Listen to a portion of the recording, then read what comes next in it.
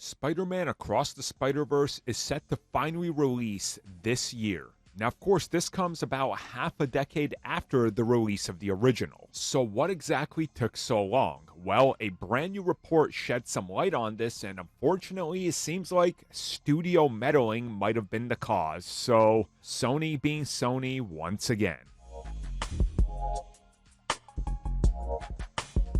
So for those that don't know, from 2015 to 2018, Sony, specifically when it came to animation, put forth a couple of projects.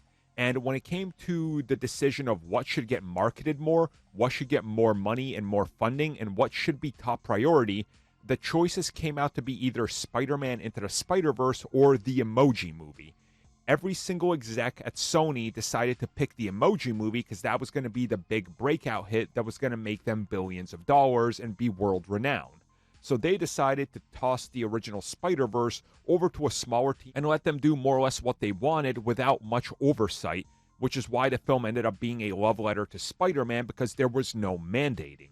We quickly, literally right after the release of the film and then after its award season, found out, Sony's stepping in on the future because they already want to expand this with like 7 different animated spin-offs and they're greenlighting sequels. The Sony story when it relates to Spider-Man the moment it finds any success anywhere.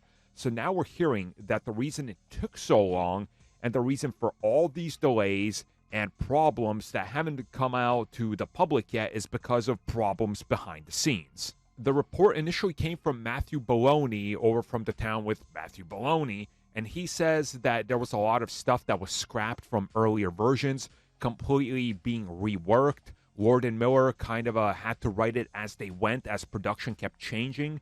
And obviously, you know that this can be problematic because animation takes so long to get out.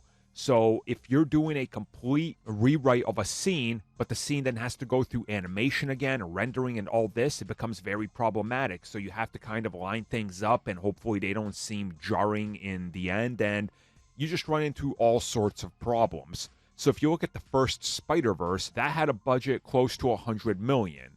This latest one seems like it's going way higher because the mandate was don't go over that. But that's before all these changes were implemented.